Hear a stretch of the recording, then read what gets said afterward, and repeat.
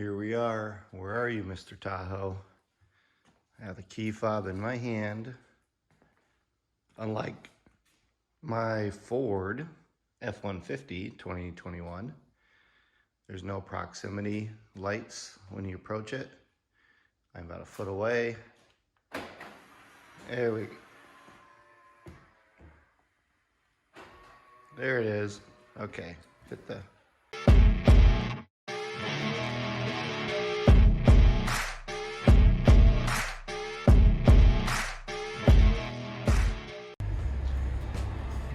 Welcome back for another raw review. Many of you have seen my raw reviews of the F-150 truck, and I'm going to do one of a 2021 Tahoe.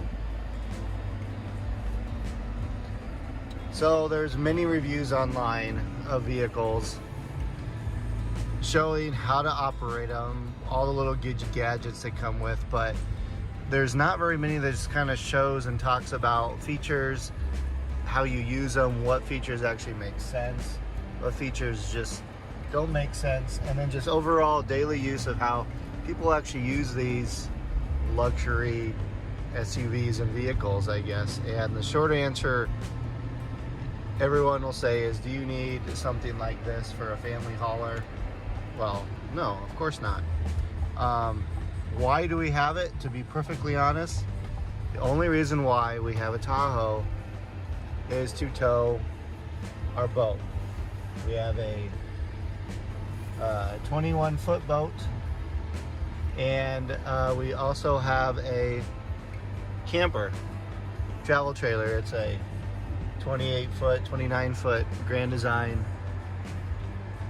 a 2400 BH, weighs about around 7,000 pounds loaded. So you've seen my other towing videos, so we will talk about towing with this thing because I have towed it before. And again, that's one of the reasons why we got it. We did have a 2019 or 20 Chevy Traverse, and when we got a boat, we decided, you know what, to go camping in our trips, we need to double tow. So that's why we decided to trade it and get a Tahoe. Now this is a 2021.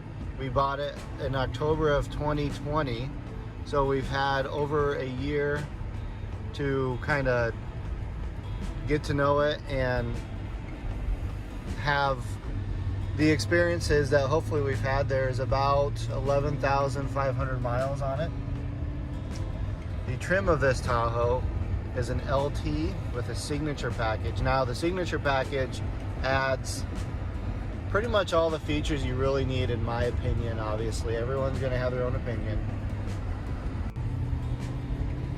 I'm not going to get into the differences in all the series. An LT is kind of their midline when you add the signature package.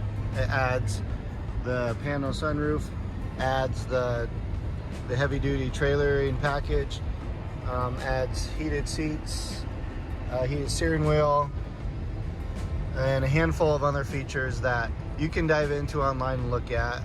The RST is a very popular line, and basically RST and LT is the same. It's just the RST kind of is a more sport blacked out version. This has touches of chrome on the outside, as you'll see here in a minute, and my wife actually preferred the little touches of chrome they have. Now the Premiers had a bunch more chrome. We did not like that, plus another $5,000 or $6,000. Got features that you didn't need. This does not have cooled seats. My trucks have cooled seats. That's a must for my sweaty butt. So, but the wife doesn't like them and doesn't use it. So again, no reason for us to pay for a Premier.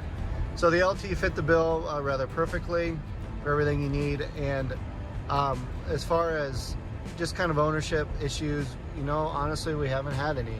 And you go to the forums, you read Facebook, you read the groups, whatever, and the impression of these Tahoes is everyone is having issues with their 5.3 motors or 6.2 motors, the cylinder deactivation, the bent push rods, all that fun stuff. And I did have, as I've talked about in other videos, problems with my 2020 Silverado with a 6.2 engine that had engine failure due to the bent push rod and lifter springs.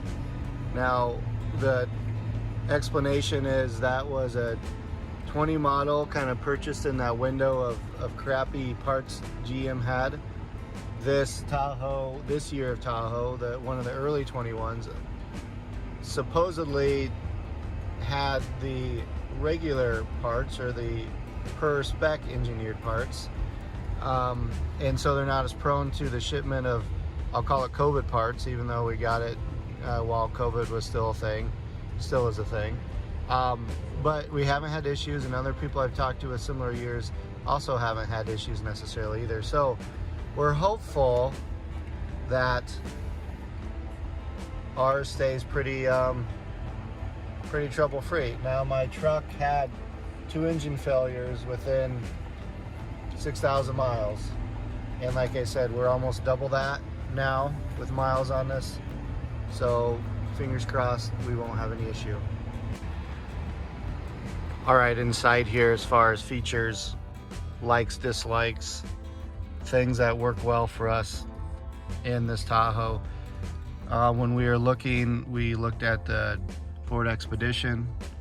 That was my preferred vehicle due to a variety of reasons, mostly kind of the ride and the towing. This ride's very nice. I will say the interior of this is probably, it's nice, yet sort of cheapish at the same time. I don't really mind it. My wife loves it. It's her vehicle. So that was really her decision more than anything. I will admit the exterior looks significantly better on these Tahoes, and the GMC brother, sister, whatever you want to call it, compared to the Expedition. So I was okay with that. I do prefer the EcoBoost over the V8 engines. That's one of the bigger reasons I liked it, but hey, I don't drive it. I have my 3.5 in my truck, so that's fine. Now the sunroof, she loves the sunroof. See if I can figure out how to, it is powered. Kind of 2-stage button, you hit it once and it goes about halfway. Actually, it goes all the way back. You can hit it again and it will stop. So it does go all the way to almost where the second seat back stops. With kids, we have it closed quite a bit, halfway, just because it's in their face, especially if you have a child in a baby carrier. We have a 9-month-old, so obviously the sun, a lot of times the sun's right in his face. Again, like I said, I'm not going to really get into all the nitty-gritty and all the features. I'm just going to give my opinion driving. Plenty of videos that show you how to operate the dash here. Just kind of showing you the features of the LT and the signature package. Some of these may or may not be in your package. It does have wireless charger. It does have wireless CarPlay. Obviously your Bluetooth, again, does not have heated seats. It does have all your digital controls as far as your heating and cooling, dual modes. It does have rear controls. The push button transmission, getting used to that. Again, I'm really not even used to it because I drive this maybe once every week, or maybe at most twice a week for going shopping or something like that, and it's okay. I mean, I'm just used to grabbing my console shifter, or not console, yeah, my console shifter, and sometimes I have to remember to reach up and grab it, but it does really kind of open up this space, as you can see, and there's nothing here to grab, and the armrest is free of a shifter too, so it's okay. Everything's kind of going that way, seems like, anyway. Controls, this is not the digital control. Digital controls are on the new ones or the higher level ones. Like I said, heated steering wheel is awesome. You can see it's snowing. We're supposed to get forward 6 inches today. Heated steering wheel gets warm quite quickly. The seats get warm quite quickly. Oh, look at that. The one thing to look at is GM has the dual heated seats. They have the back and the butt, and then just the back, which is kind of a nice feature compared to my Fords. It's really just kind of the back, or the butt, and the kind of the upper lower back. It's just one button. You don't get to kind of choose the difference. How often is that used? I don't really know. Taking a look at over here, you see it does have the tow package, so you do get the integrated brake controller. Look at that, guys. If you're wanting to tow, that's a very important feature, to have that brake controller. That allows you to have power to your brakes, to allow it to help slow down your trailer. Our boat has surge brakes, so you don't really use that. This is for 7-pin connectors, sends that voltage to the tires. Otherwise, the four-wheel drive auto setting works really good in winter conditions like this. You can kind of set it to 4 auto, and what it really does is it just kind of keeps it in two-wheel drive, and just kind of tracks your traction and kicks into 4 high automatically if you need it. Now, one of the biggest differences between the Ford Expedition and the Tahoe is the screen. And what I mean by that is the current generation screens are obviously a little bit smaller, but more importantly, the cameras are just not quite as good. The camera on this is very nice. It has a front camera, has a rear camera, and it's automatically activated when you're kind of going. Sorry. Let's look at the rear camera. Some snow on it, of course. Gives you the 360. It gives you a really nice high definition view, and then it has a handful of these side camera things. Since it has the tow package, it does have the camera trailering features and things like that. Again, I'm not going to go through all these because there's plenty of videos that kind of go over all the features of the camera. There's your front camera, very, very handy pulling in a parking stalls. It does have front and rear parking sensors. So these cameras, the definition and everything just kind of blows the Ford away, and I know Ford is going to update those in their new ones, but just the screen resolutions and things in the Expedition was just not there. Now, my 21 F-150 is much better, pretty much on par with this. So Ford did have to play a little bit of catch up, but I also suspect the new Expeditions, which look pretty sweet coming out, will kind of step up and bump ahead, or at least match at that time as well, as they always seem to kind of go back and forth here. Other raw reviews, you can see the console. You got your overpriced and overhyped Yeti cup that still has to be an important accessory when you're in vehicles like this, because you know you waste money on expensive vehicles, so you might as well overpay and waste money on drink holders. Just a view of the back. Plenty of videos on that. Charging works out pretty good. We did not opt for the TV package, A, because they're ridiculously expensive, and B, just look online at all the people that are starting to bust them with an angry kid. Might kick them, or they put the seat back or too far and it cracks. Our children are angels, so my daughter would never ever kick it, I'm sure, but it's not a risk we're willing to take. Plus, again, 2,000 bucks, I mean, come on, seriously. Now, the seating control features is also different in the Ford in this. I prefer Ford's version. It can tip and slide with the car seat still in place. This cannot tip with the car seat. It can only fold all the way forward, as you can see the little button there. And it does pretty easily slide forward and back. But again, Ford's, you can watch videos of it, but you hit the button and it kind of keeps that 90-degree shape and tips forward and slides, which was a nice feature. I much preferred that, especially their bench style. All 3 sections slide independently of each other. This is just a split 60-40 bench. We did opt for the bench, as you can see. With the kids, it's just easier over the bucket seats. Plus, my wife or an adult or someone can sit in between them on longer trips. So the bench works for the younger kids. If they're older kids, we definitely would have opted for the buckets. Here she is on the outside. We did upgrade the rims, wheels, sorry. and the tires. I wanted to get new tires because the stock Continentals that came on them were very soft, tread was terrible. And so, you know what, since I'm upgrading tires, why not just spend more and upgrade wheels? So we went with the Michelin LTX Defenders. I ran these on some trucks before, really good tires, really good traction, long life. We do notice a pretty big difference in just kind of the handling. It feels more sticky. Traction is better in general. She wanted the red. Red's nice too. Cyclones go state.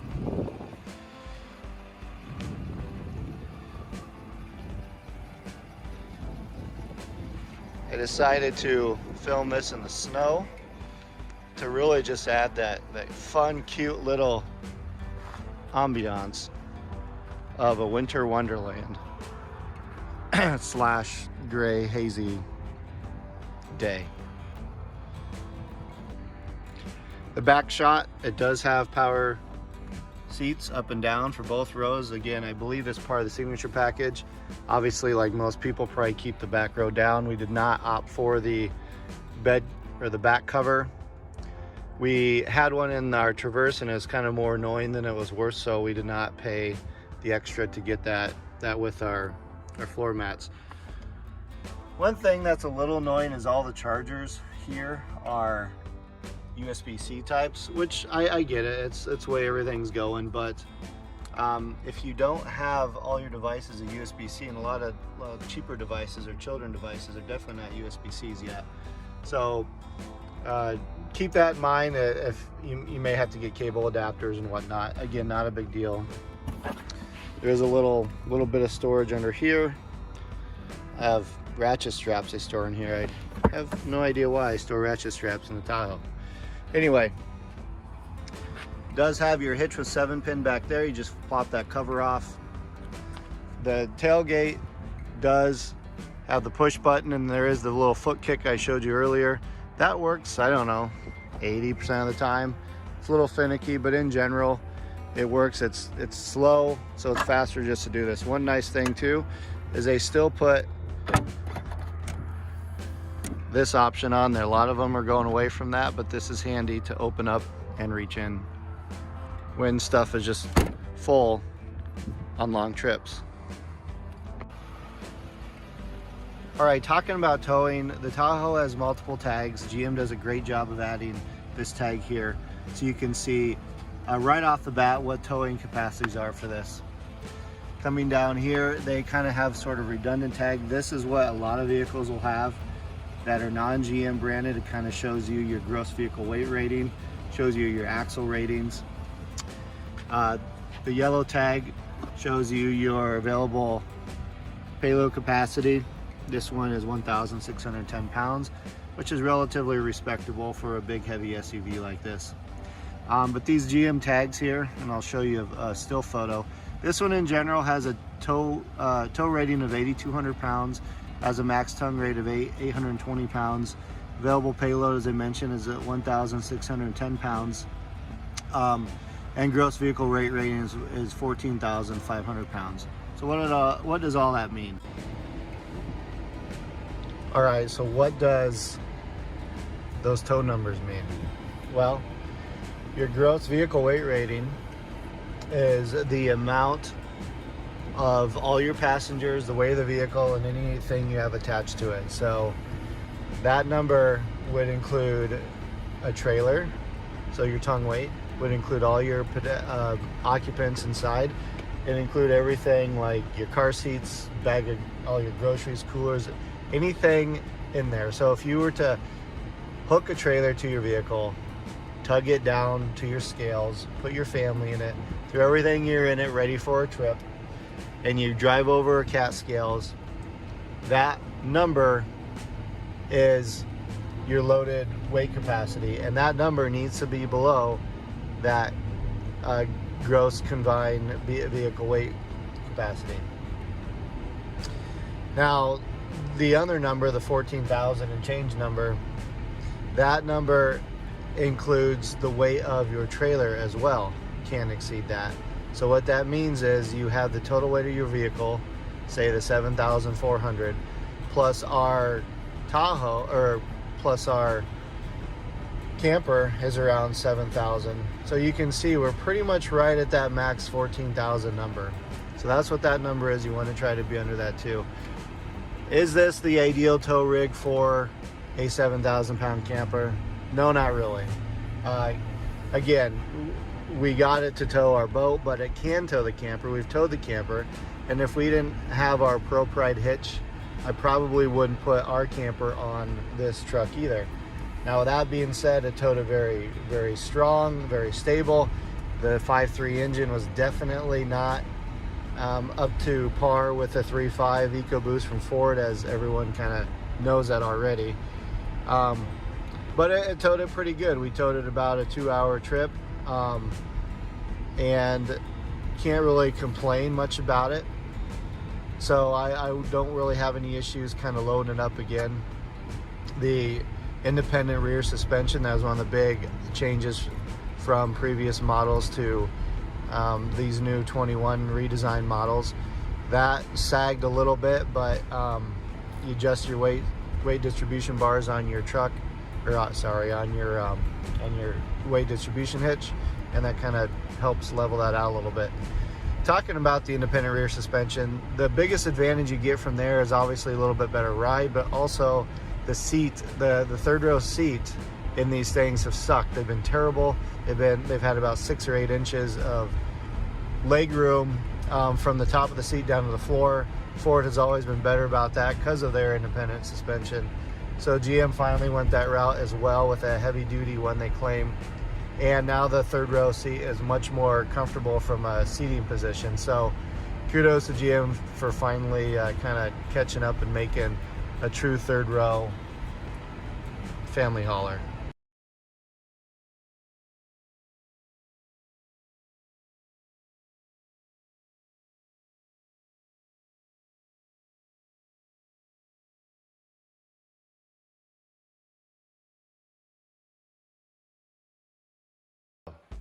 You got your lights, got your front lights,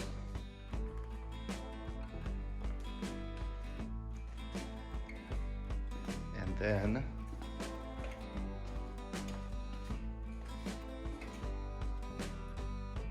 your Chevy logo down there that shows you where to kick your foot.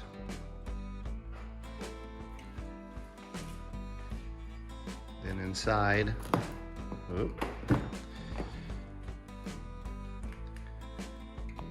got some footlights.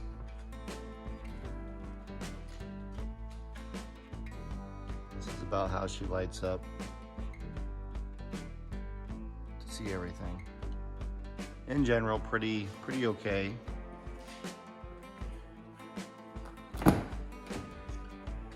Again, some footlights in the back. Again, people, this is a raw review. This is how people use it. Got a child seat, it's a Tahoe, you put kids in it. Kids kick the back of the seat. You got foot marks on it. You got dirty mats. These are the GM branded mats. Way better than other ones on the market. Fit nice. Nice texture. WeatherTech's used to be good, but I don't know, they like curl and not good anymore. Anyway, there's the lighting.